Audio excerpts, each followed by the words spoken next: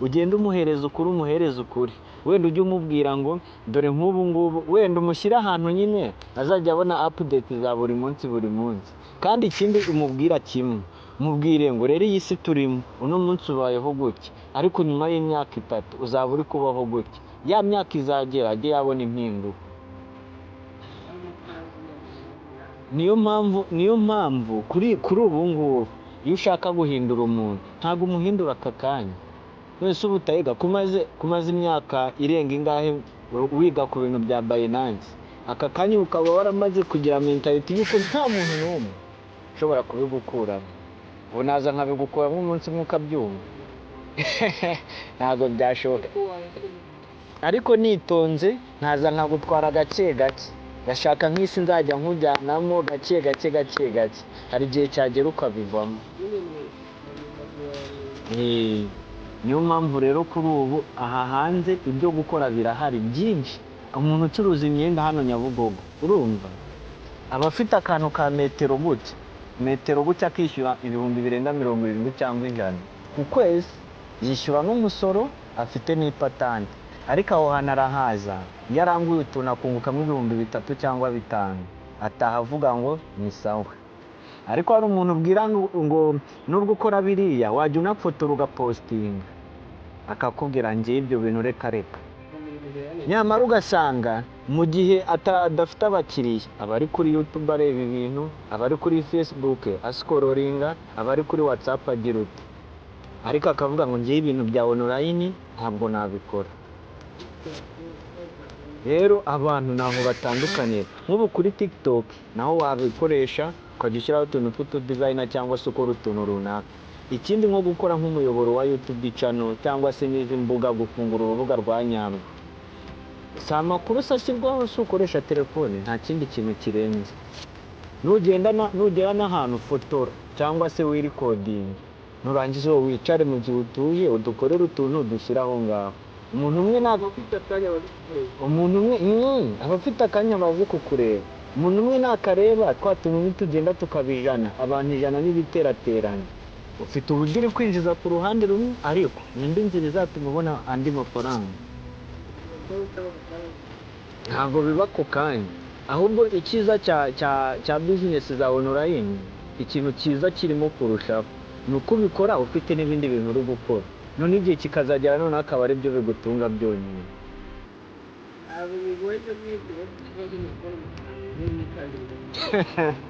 Amafaranga rero uzi ikintu ukeneye kimwe, banza wige kuri business uyimenye neza. Kuko nk'ubu reka nkubwire Biri, uramutse uvuze ngo njyewe mfite business nayizeho neza, urumva mu gihe cy'umwaka nzashora mwaye, umva nyine plan, uvuga mu gihe cy'umwaka nzashora mwaye, urumva muri uyu mwaka wenda nshobora kuzahomba ibinganuka, muri uyu mwaka nzakuramo inyungu ingana gutya. Numara gukora iyo plan ubundi urebe ko buri gishoro, ntabwo wakibura wamaze kwanariza buri kimwe cyose. None se ngubu urugero nk'umukire yapanze umushinga wa miliyoni 30. Iyo upanze ni uko aba afite amafaranga, ariko arawutegura neza akamenya ngo nzunguka gutya cyangwa nzahomba gutya. Mu gihe cy'umwaka nzaba mbonye miliyoni 60. Yarebye kuri konti akabona afiteho miliyoni 15, wa mushinga ntabwo awureka, ahubwo ikintu akora ni kimwe, ahita agenda akavuga okay, ndajya muri banki ntanga ingwate cyangwa se ndegera inshuti n'abavandimwe, cyangwa ndajya mu bibini, cyangwa ndisumba inshuti zanjye, ubu natsaye.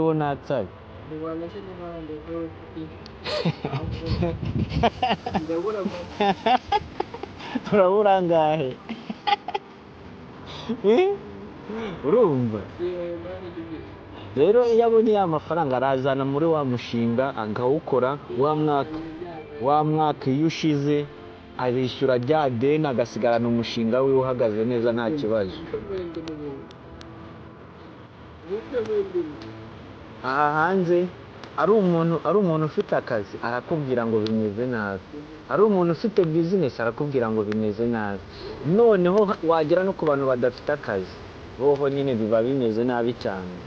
Ya rero nyine iki gihugu turimo uburyo generasiyo yacu yubatse ni ibintu nyine bigoye, cyangwa se ni ibintu nakubwira ngo nyine biraruhije, aho wa muntu utavuga ngo ndishakishiriza cyangwa ndatekereza iki kintu, basi nubwo ubundi gupfa ubusa ariko ndi gukora ikintu mu gihe runaka cyangwa amafaranga. Bitabaye ibyo ngibyo wapi. Ikindi niba uzi ko uri umuntu utaragera aho ufatisha uvuge ngo njyewe kariya yanjye ni iyi business, urumva wikicara hamwe akantu kose ubonye washobora gukora gakora. Niba rero forex trading ariyo buzima bwawe mu gihe utarabona capital, urumva ntabwo ukeneye kwifata nk'umuntu yipfora, ukeneye kumera nk'umuntu umeze ute, ukeneye kumera noneho nk'umuntu ahubwo ufite inyota yo gushaka igishoro. Numara kumera nk'umuntu ufite iyo nyota yo gushaka igishoro rero uzashaka amafaranga, nuyabona ari nako uri no gufata ya masomo ubundi ujyemo neza.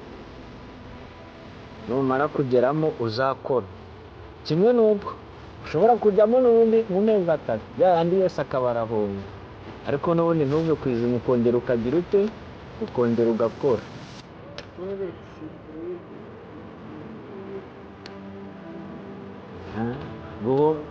Guhomba rero, guhomba njye ntabwo mbibara nko guhomba.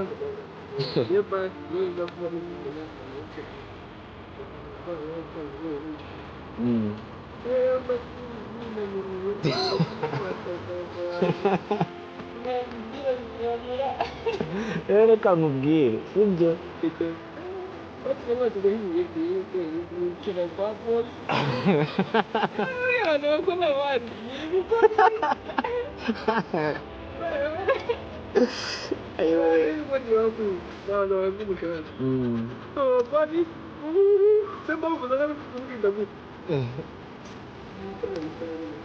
nyine ubundi boss aba agomba kubufata neza, kuko niba ukorera umushahara buriya reka nkubwire akantu kamwe sibyo, nturuzi ufite nk'umukire ukorera hano mu mujyi wenda ni ubucuruzi, uriya mukire uba uzi gucuruza kumurusha, aramutse aguhembye amafaranga menshi ejo nawe washinga iyawe business. Rero nawe ikintu agukorera ni kimwe, arakomeza guhereza twa dufaranga duke tupongoza, naguhe n'ibijya nunakora cyane aguhereze n'agatipu, nubona bigenze neza kubwire ngo bana kabisa rwose uno munsi ndanaguha hari ifite umugezi wawe kuko dutashye bwije, nawe ukumva nyine agufashe neza cyane. Wamara kumva rero agufashe neza ubundi ukaguma aho ngaho ugakora, aguhaye twa dufaranga. Mu by'ukuri amafaranga aguhereza we arajera akavuga ngo uzishyura inzu, uzajya uzambara, wenda no gutembera mu gihe wabonye nk'agakonje cyangwa ari muri weekend uzatembera, ntago yakurengereza ayo mafaranga.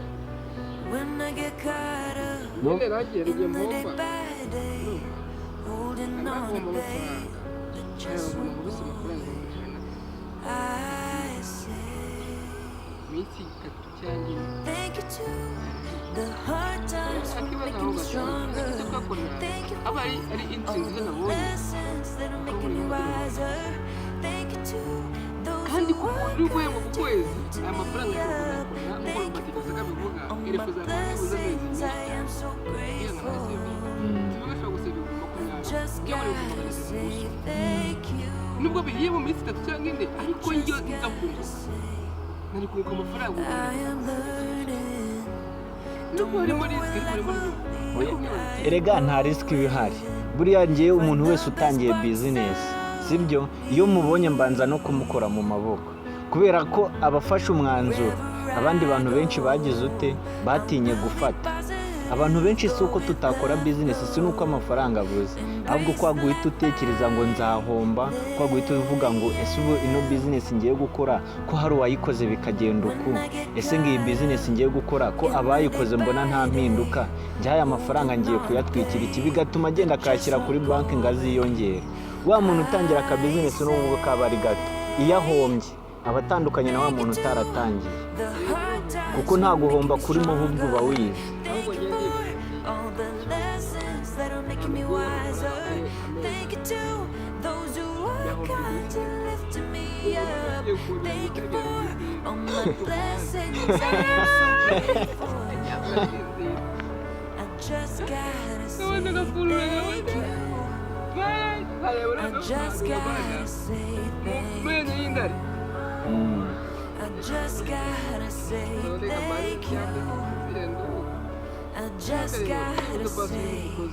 uvuga ati ngiye bose uyu munsi nishake ipfa kurya saa sita kabyo burya saa sita buriya hari umuntu ujya mu kazi akagira abandi bantu bakora mu mabara avuga ati mvuye hano kubera inzara yonyine kujya kwa bosi ariko nyine akagenda ashaka kurya byonyine. bose akamukorera akavuga ati siya abantu bose tuganira nabo bakavuga ati ubundi bose utakira kubaho nyine akumva ubuzima bwe bufite undi muntu bushingiyeho, kandi nyamara uriya muntu ntamenya ko buri muntu wese uri ku isi buriya hari icyo yaziye ku isi, kandi kuko hari abagenda, hari uvuka agahita apfa, hari uwo bagonga, hari ujya mu bwato akarohama, wowe impamvu usigara hari icyo waziye ku isi. Hari n'abantu benshi bazagira ubuzima bwiza biguturutseho, ariko ukumva ngo kubaho kwawe byose biri mu biganza by'umuntu umwe. rero noneho mu gihe akamwateka guzo saa sita ubu tugomba kurya boyiro akumva noneho avuga ko mama saa 12 z'itondo bose tutagira ngo mbone ndiye ibyo bari nyinegera mu bwite y'imyaka ntabwo ubuzima bw'umuntu kwiterambere rye ukamubona yambaye neza hano mu muhanda akufite inkweto agahemba nyine agorogezo akayamugura agapapuro k'inzira nawe agasimbura ubwo buzima bwe ukorera kwa bosi bityo akavuga n'amukavuga ati bosi araza kujya nta kintu nanjye ndavuze ndavuga ati uyu muntu nawe sinakabaye nisayira ibyigeze byo kumera nkawe kuko nawe nanjye kazi k'ukwezi nagakoze njyewe bibaza ko nakoze umwaka yaba 27 uzabasha kubona bizere. Erega ntabwo ari wowe wenyine, umuntu wese ukora akazi k'ukwezi byibuze reka turebe umuntu ufite, tubare ku muntu ufite umushahara w'ibihumbi 70. Ndabizi ni igihe nakoraga ibintu by'ibiyede nahembwaga 75 ku kwezi, ntasibye n'umunsi umwe, ku munsi ari 2500. uza ariya mafaranga uno munsi umuntu yahembwa agakodesha inzu, akanareba n'ibyo kurya, akanagura n'inkweto, umwaka wose ushira kuri konti ye nta mafaranga ariho. kandi yari yabashaka yari ibijumbo bya make hane make. Si akazi k'imbaraga asaba yakoze, agomba no kurya nyine ibintu bituma agira imbaraga. n'ubundi hari ibintu zikunda arigera yigaragaza wereka nkubwire sibyo, reka ntujye usoma ibitabo, uzasome, hari igitabo cyitwa Think and Grow Rich, urakizi, uzanasome n'igitabo, uzasome no ku buzima bw'umugabo bita Jack Ma.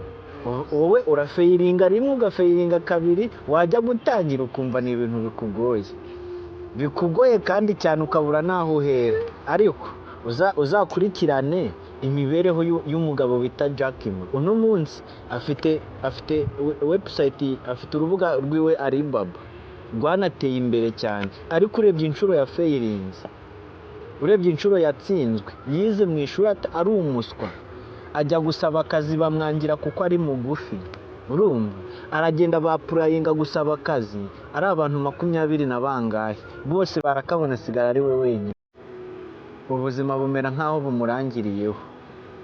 Ariko yaravuze ngo kuri iyi nshuro ntago ngomba kugwa ngo ngume hasi, ahubwo ngomba kugira ute, buriya kwa gutsindwa kwawe kuri utangira business ugahomba, gute utangira ikintu ukagenda ufayiringa, niho hantu uri gukura ubwenge, noneho n'izindi strategy zo kuba wakora noneho. Okay, noneho kuba hari challenge uhura nazo, ugahomba ugashya ukongera ukagwa, ugahomba ugashya ukongera ukagwa, hari igihe kizagera uvuge ngo igihe cyose nahombeye birahagije, noneho ubu ngiye gukora nanakoze. kuko iyi universe niko imeze. Ntabwo ushobora kubona ikintu bikoroheye uko byagenda kose, kuko nk'ubu reka nkubwiye, uramutse aka kanya ndamutse nguhaye miliyoni 5 z'ubuntu, birashoboka ko utashobora kuzimanaginga. Impamvu rero utazimanaginga ni iki? Ni ukubera ko ntabwo ufite bwa bumenyi bw'isi bwo kumanaginga ariya mafaranga. Ikibazo si ugutunga amafaranga, ahubwo ikibazo ni ukuyagumana. Rero ukugenda ukayashora agahomba, n'ejo bundi ukayashora agahomba, igihe kizagera uvuge ngo kubera iki ubundi mfata amafaranga sinyagumana, wongere wese kubera iki nshora ngahomba. Icyo kintu nukigaho umaze guhomba wararushye, nibwo uzahita uvuga ngo noneho ubu ndatangiye nta kugira ute, nta gusubira inyuma. Agenda nibaza ko nzabona amafaranga n'egera shira. Oya, iyi si izahora iriho uburyohe. Hari umusaza twigeze kuganira wikundira iby'isi, arangije arambwira ngo ibintu njya mbona ngo yaba byaraje kera tukiri abasore, ngo njya mbona ngo hari ibintu byinshi ngo kera tutabona. Rero iyi si ibyiza aho kugira bigabanuke, ahubwo bizarushaho kuba byiza, kuko niho hantu turi kugana, niho hantu turi kwerekera. Amafaranga buriya kuyatunga nuyashaka uzayatunga, kuko hari umuntu ushobora kubwira story yawe akumva ihuye n'ubuzima bwe. Hari n'umuntu ushobora kubwira story yawe agahita avuga ngo yewe niba kugira utere imbere ari izo nzira, njye ntabwo nabinyuramo. Abantu benshi ninde se utakishimira kuba umukire, ariko challenge duhura nazo nizo zituma tugira ute, nizo zituma tuvuga ngo ndayamanitse simbishoboye. Niyo mpamvu rero ino universe hari isomo, hari ikosi. Buriya nk'abantu bo mu gisirikare bo barabyumva cyane. Buriya kubona umusirikare nubwo mwaseka, n'umukire, umuntu wabaye umukire muraseka, ariko abazi inzira yanyuzemo kugira agere kuri bya bintu. Kandi inzira aba yaranyuzemo hari igihe akubwira ngo iyi nzira sinayikwifuriza. Buriya nakubwira kuriya ntuzagire ngo ni uko akwanga, kuko atekereza haso yanyuzemo, agatekereza ahantu yagiye anyura kugira ngo agere kuri cya kintu, akabona aramutse abibwiye undi muntu akamubwira ngo bigenze gutya anyura gutya, akabona yazakura ari umwanzi.